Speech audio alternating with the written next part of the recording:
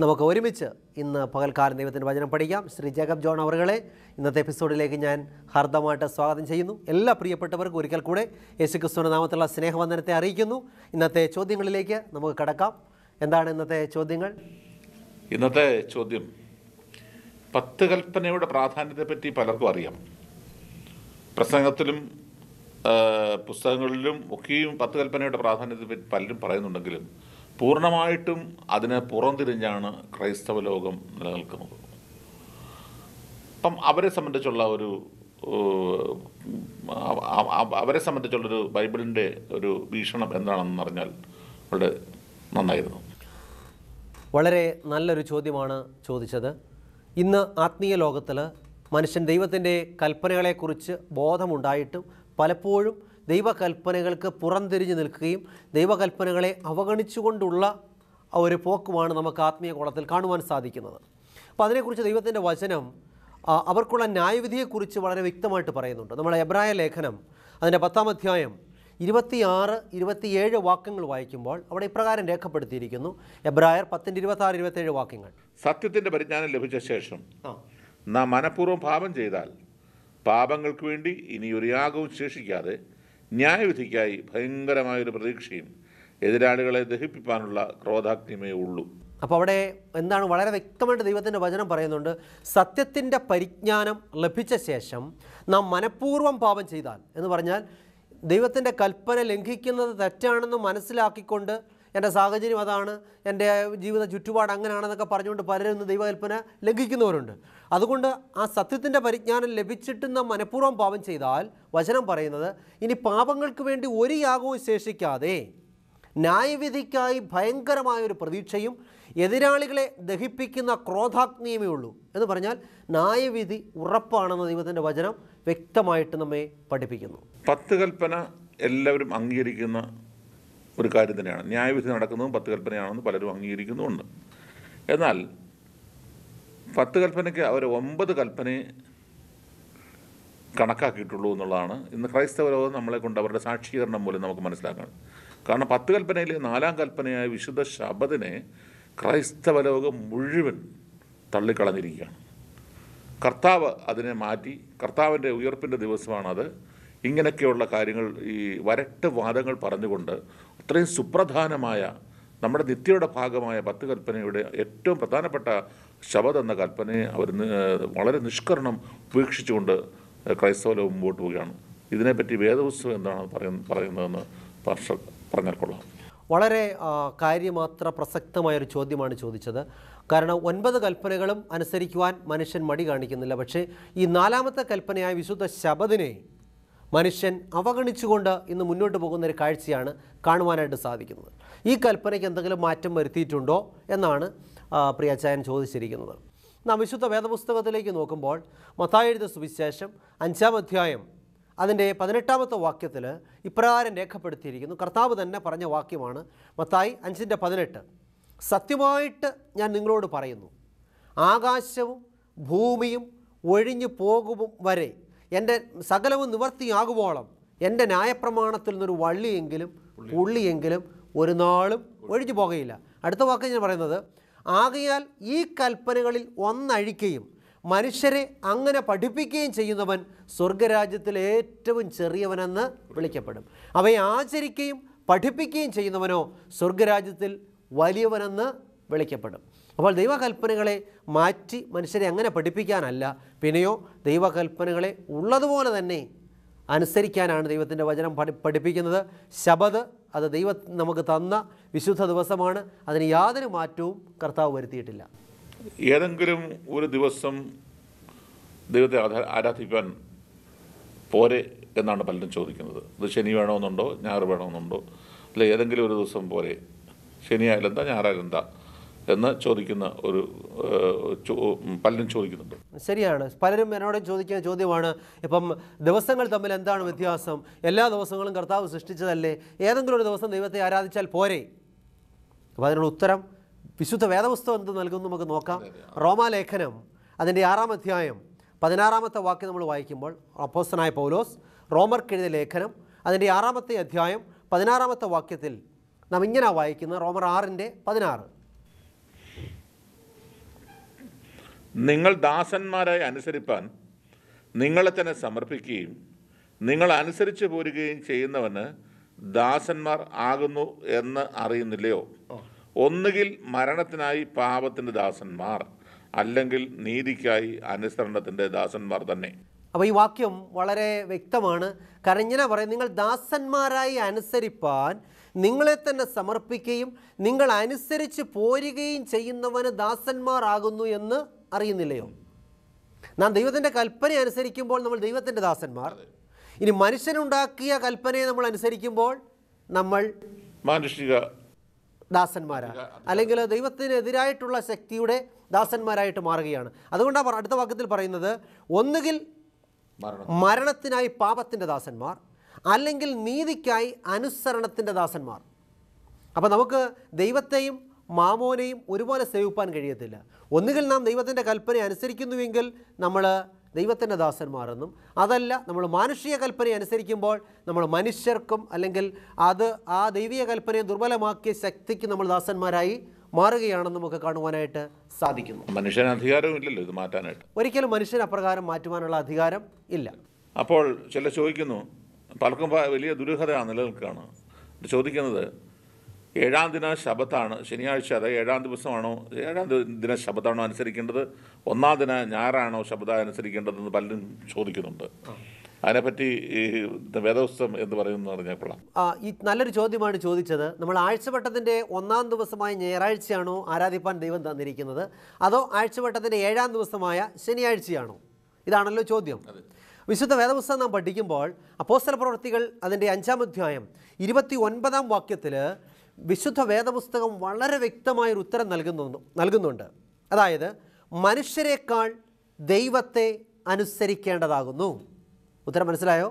മനുഷ്യരെക്കാൾ ദൈവത്തെ അനുസരിക്കേണ്ടതാകുന്നു. മനുഷ്യൻ പറയുന്നു ഒന്നാം ദിവസം മതിയെന്ന്, ദൈവത്തിൻ്റെ വചനം പറയുന്നു അതല്ല, ആഴ്ചവട്ടത്തിൻ്റെ 7-ാം ദിവസമാണ് ദൈവത്തെ ആരാധിക്കുവാനായിട്ട് നൽകിയിരിക്കുന്നത്. ഇപ്പോൾ സംശയം മാറിയെന്ന് വിശ്വസിക്കുകയാണ്. അടുത്ത ചോദ്യത്തിലേക്ക് കടക്കുകയാണ്. അങ്ങനെയാണെങ്കിലേ ധാരാളം ദൈവശാസ്ത്ര പണ്ഡിതന്മാർ, പ്രഗത്ഭന്മാരായ വാഗ്മികൾ ക്രൈസ്തവ ലോകത്ത് ഉണ്ട്.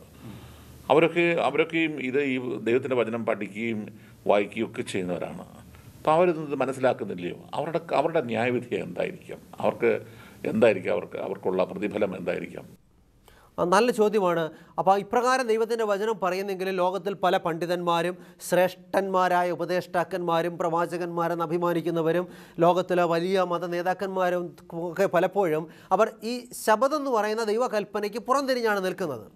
അപ്പോൾ അതിനെക്കുറിച്ച് തിരുവചനം പറയുന്നത്, നാം കൊരിന്ത്യർക്കെഴുതിയ ലേഖനം, അതായത് അപ്പോസ്തലനായ പൗലോസ് 1 കൊരിന്ത്യർക്കെഴുതിയ ലേഖനം അതിൻ്റെ 1-ാം അധ്യായം 26-27 വാക്യങ്ങൾ വായിക്കുമ്പോൾ, 1 കൊരിന്ത്യർ അതിൻ്റെ 1-ാം അധ്യായം 26-27 വാക്യങ്ങൾ അവിടെ ഇങ്ങനെ വായിക്കുന്നത്, കിട്ടിയോ? സഹോദരന്മാരെ, നിങ്ങളുടെ വിടിയെ നോക്കുവിൻ.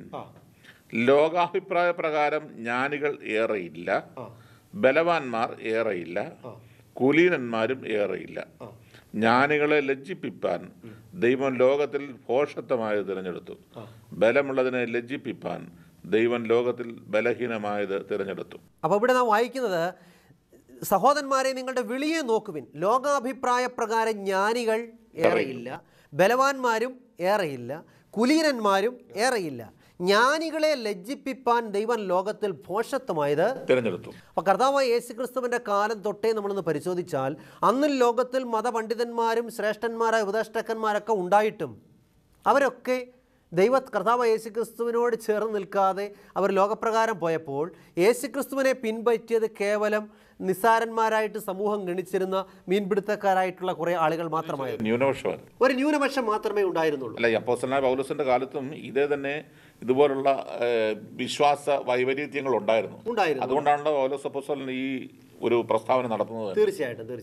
തന്നെയുമല്ല, ദൈവത്തിൻ്റെ വചനം നമ്മൾ വായിക്കുമ്പോൾ എന്തുകൊണ്ട് ഈ പല ശ്രേഷ്ഠന്മാരായിട്ടുള്ള ആളുകളും ഈ സത്യം പലപ്പോഴും തിരിച്ചറിയാതെ പോകുന്നു എന്ന് നമ്മൾ ചിന്തിക്കുമ്പോൾ അതിന് വ്യക്തമായ മറുപടി തിരുവചനം നൽകുന്നുണ്ട്. അതായത് അപ്പോസ്തലനായ പൗലോസ് കൊരിന്ത്യർക്ക് എഴുതിയ 2-ാം ലേഖനം അതിൻ്റെ 4-ാം അധ്യായം 4-ാമത്തെ വാക്യം ഒന്ന് വായിക്കുമ്പോൾ അതിനുള്ള ഉത്തരം അവിടെ വ്യക്തമായിട്ട് നൽകിയിട്ടുണ്ട്. നമുക്ക് വായിക്കാം. ദൈവപ്രതിമയായ ക്രിസ്തുവിൻ്റെ തേജസ്സുള്ള സുവിശേഷത്തിൻ്റെ പ്രകാശനം ശോഭിപ്പാതിരിപ്പാൻ ഈ ലോകത്തിൻ്റെ ദൈവം അവിശ്വാസികളുടെ മനസ്സ് കുരുടാക്കി അപ്പം വളരെ കൃത്യമായൊരു ഉത്തരം അവിടെ ഈ ലഭിച്ചു. ലോകത്തിന്റെ ദൈവം ഈ ലോകത്തിൻ്റെ ദൈവം ആരാണ്? പിശാച്. അതായത് ദൈവപ്രതിമയായ ക്രിസ്തുവിൻ്റെ തേജസ്സുള്ള സുവിശേഷത്തിൻ്റെ പ്രകാശനം ശോഭിക്കാതിരിപ്പാൻ അല്ലെങ്കിൽ മറ്റുള്ളവർ മനസ്സിലാക്കാതിരിപ്പാൻ ഈ ലോകത്തിൻ്റെ ദൈവമെന്ന് അവകാശപ്പെടുന്ന പിശാച് അനേകരുടെ കണ്ണിന്ന് കുരുടാക്കി. എന്ന് പറഞ്ഞാൽ അവരുടെ ആത്മീയ കണ്ണ് തുറക്കുന്നില്ല. അതുകൊണ്ടാണ് ഈ സത്യത്തെ പലപ്പോഴും മനുഷ്യൻ തിരിച്ചറിയാതെ പോകുന്നത്. അവർക്കൊരു പേരിട്ടുണ്ട്, അവിശ്വാസികളെന്ന് പേരിട്ടുണ്ട്.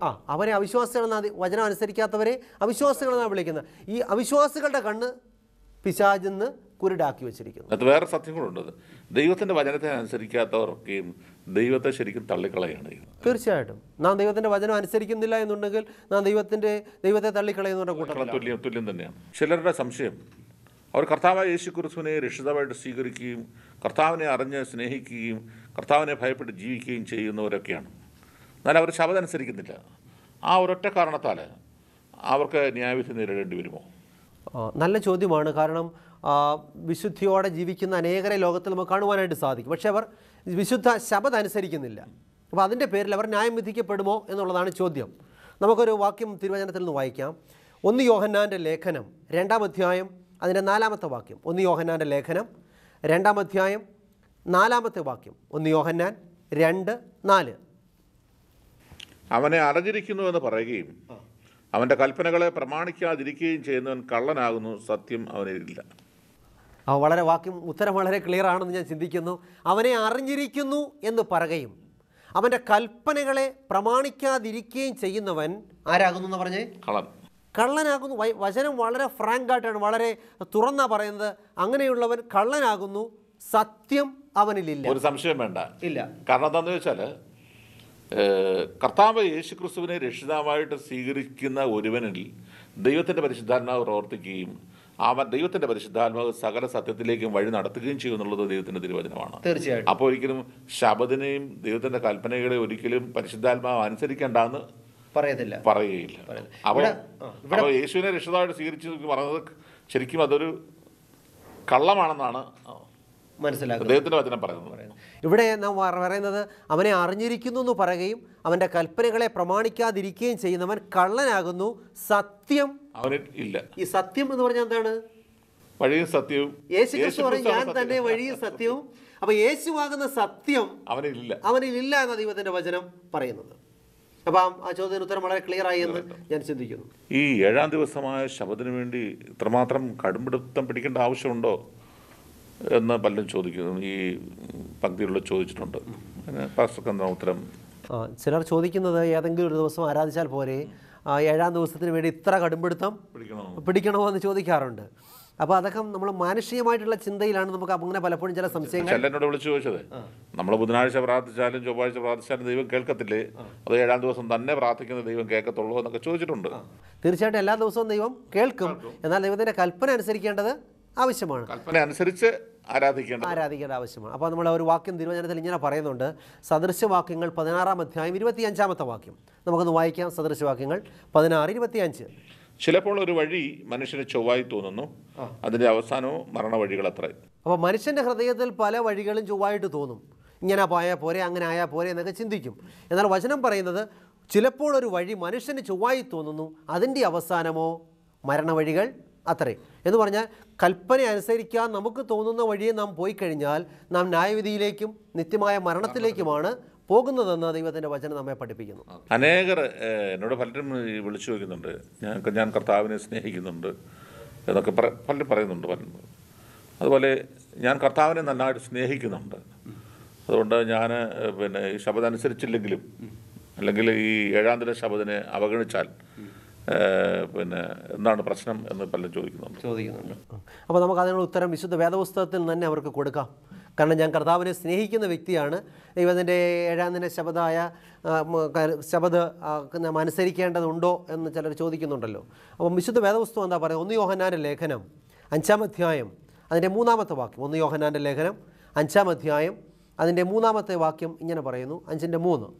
അവൻ്റെ കൽപ്പനകളെ പ്രമാണിക്കുന്നതല്ലോ ദൈവത്തോടുള്ള സ്നേഹം, അവൻ്റെ കൽപ്പനകൾ ഭാരമുള്ളവയല്ല. അപ്പം ഞാൻ ദൈവത്തെ സ്നേഹിക്കുന്നു എന്ന് പറഞ്ഞാൽ വചനം എന്താ പറയുന്നത്? അവൻ്റെ കൽപ്പനകളെ പ്രമാണിക്കുന്നതല്ലോ ദൈവത്തോടുള്ള സ്നേഹം. അപ്പം 9 കൽപ്പനയെ പ്രമാണിക്കുന്നതല്ല, അല്ല, 10 കൽപ്പനയും പൂർണ്ണമായിട്ട് നമ്മൾ പ്രമാണിക്കുന്നതാണ് സ്നേഹം. അതുകൊണ്ട് ഞാൻ യേശുവിനെ സ്നേഹിക്കുന്നു എന്ന് പറയുന്നതിനകത്ത് വലിയ അർത്ഥമില്ല. ഇല്ല, കാരണം ദൈവത്തിൻ്റെ സ്നേഹിക്കുന്നു പറയുകയും കൽപ്പനകളെ അനുസരിക്കാതിരിക്കുകയും ചെയ്യുന്നവൻ കള്ളനാകുന്നു നേരത്തെ നമ്മൾ വായിക്കുകയുണ്ടായല്ലോ. പ്രിയ സ്നേഹിത ശ്രദ്ധിക്കുക, ദൈവത്തെ സ്നേഹിക്കുന്നു എന്ന് പറയുമെങ്കിൽ നീ 10 കൽപ്പനയും അനുസരിക്കണമെന്നാണ് ദൈവത്തിന്റെ വചനം പറയും. ഇപ്പൊ പറഞ്ഞു വന്ന ഉത്തരത്തിന്റെ അർത്ഥം 10 കൽപ്പനയും അനുസരിക്കണം എന്നുള്ളതാണ്. അതെ അല്ലേ? 9 അല്ല, 8 അല്ല, 7 അല്ല, 10 അനുസരിക്കണം. അപ്പം ഒരെണ്ണം അനുസരിക്കാതിരുന്നാൽ ഇപ്പം ഭൂരിപക്ഷം ആളുകളും ഒരു കൽപ്പന അവോയ്ഡ് ചെയ്തുകൊണ്ടാണ്, അല്ലെങ്കിൽ ഒഴിവാക്കിക്കൊണ്ടാണ് അത് മുമ്പോട്ട് ക്രൈസ്തവ ജീവിതം മുമ്പോട്ട് നയിക്കുന്നത്. അപ്പോൾ ഒരു കൽപ്പന അനുസരിക്കാതിരുന്നാൽ ഉള്ള പ്രശ്നം എന്താണ്? ഒരു കൽപ്പനയെ നമ്മൾ വിട്ടുപോയാൽ ഉള്ള കുഴപ്പം. യാക്കോബിൻ്റെ ലേഖനം 2-ാം അധ്യായം അതിൻ്റെ 10-ാമത്തെ വാക്യം ഇങ്ങനെ വായിക്കുന്നത്. യാക്കോബിൻ്റെ ലേഖനം 2-ാം അധ്യായം 10-ാമത്തെ വാക്യം അവിടെ ഇങ്ങനെ വായിക്കുന്നത്, ഒരുത്തൻ കിട്ടിയോ? കിട്ടി. ഒരുത്തൻ ന്യായപ്രമാണം മുഴുവൻ അനുസരിച്ച് നടന്നിട്ടും ഒന്നിൽ തെറ്റിയാൽ അവൻ സകലത്തിനും കുറ്റക്കാരനായി തീർന്നു. അപ്പോൾ വളരെ വ്യക്തമാണല്ലോ ഒന്ന് തെറ്റിയാലുള്ള കുഴപ്പം. കാരണം ഞാൻ ന്യായപ്രമാണം മുഴുവനും അനുസരിക്കുന്നുണ്ട്, പക്ഷേ ഒരെണ്ണേ തെറ്റിക്കുന്നുള്ളൂ എന്ന് നമ്മൾ പറയുമായിരിക്കും. പക്ഷേ വചനം പറയുന്നു, ഒരുത്തൻ ന്യായപ്രമാണം മുഴുവൻ അനുസരിച്ച് നടന്നിട്ടും ഒന്നിൽ തെറ്റിയാൽ അവൻ സകലത്തിലും കുറ്റക്കാരനായി. അതുകൊണ്ട് കൽപ്പനകൾ 10 അനുസരിക്കുവാൻ നമ്മൾ ബാധ്യസ്ഥരാണ്. അത് പ്രത്യേകിച്ച് ഒന്നും എടുത്ത് പറയാം, ശബദ് ഉൾപ്പെടെ 7-ാം ദിനം ശബദ് ഉൾപ്പെടെയുള്ള കൽപ്പന 10 അനുസരിച്ചില്ലെങ്കിൽ ബാക്കി 9 കൽപ്പനയും തെറ്റിക്കുന്നവർ തന്നെയാണ് ഇവർ എന്ന് നമുക്ക് മനസ്സിലാക്കാം. തീർച്ചയായിട്ടും. അപ്പോൾ ദൈവകൽപ്പനകൾ പൂർണ്ണമായിട്ടും അനുസരിക്കേണ്ട ഇതിൻ്റെ പ്രാധാന്യത്തെക്കുറിച്ചാണ് നമ്മളിന്ന് മനസ്സിലാക്കിയത്. കാരണം ന്യായവിധി ദിവസത്തിൽ നാം ദൈവത്തിൻ്റെ സന്നിധിയിൽ ന്യായം വിധിക്കപ്പെടുന്നത് ദൈവത്തിൻ്റെ കൽപ്പനകളുടെ അടിസ്ഥാനത്തിലാണെന്നുള്ളതിന് യാതൊരു സംശയമില്ല എന്ന് നിസ്സംശയം വേദപുസ്തകം നമ്മെ പഠിപ്പിക്കുന്നു. അതുകൊണ്ട് ഞങ്ങളെ കേൾക്കുന്ന പ്രിയമുള്ളവരെ, ഈ നാളുകളിൽ നമ്മുടെ ജീവിതങ്ങൾ എങ്ങനെയിരിക്കുന്നു? നാം ദൈവത്തിൻ്റെ കൽപ്പനകൾക്ക് പുറംതിരിഞ്ഞു നിൽക്കുന്നവരാണോ, അതോ നാം ദൈവകൽപ്പനകളെ അനുസരിക്കുന്നവരാണോ? 10 കൽപ്പനകളും നാം പൂർണ്ണമായിട്ട് അനുസരിക്കുന്നെങ്കിൽ മാത്രമേ നമുക്ക് ദൈവത്തിൻ്റെ സന്നിധിയിൽ ന്യായം വിധിക്കുന്ന നാളിൽ നേരെ നിൽക്കുവാനായിട്ട് സാധ്യമായി തീരുകയുള്ളൂ. അതുകൊണ്ട് നമുക്ക് ഈ നാളുകളിൽ നല്ല തീരുമാനമെടുത്ത് വിശുദ്ധിയോടെ ദൈവത്തിൻ്റെ കൽപ്പനകളെ അനുസരിച്ച് മുന്നോട്ട് പോകുവാൻ കർത്താവ് സഹായിക്കട്ടെ എന്ന് പ്രാർത്ഥിക്കുന്നു. ഈ നാളുകളിൽ നിങ്ങൾ വിളിച്ച് ചോദിക്കുന്ന എല്ലാ സംശയങ്ങൾക്കും ഞങ്ങൾ ദൈവത്തിന് നന്ദിയോടെ സ്തോത്രം ചെയ്യുന്നു. തുടർന്നുള്ള എപ്പിസോഡുകളിൽ അതിനുള്ള മറുപടികൾ നൽകുന്നതായിരിക്കും. ദൈവം നിങ്ങളെല്ലാം ധാരാളമായിട്ട് അനുഗ്രഹിക്കട്ടെ എന്ന് പ്രാർത്ഥിക്കുന്നു.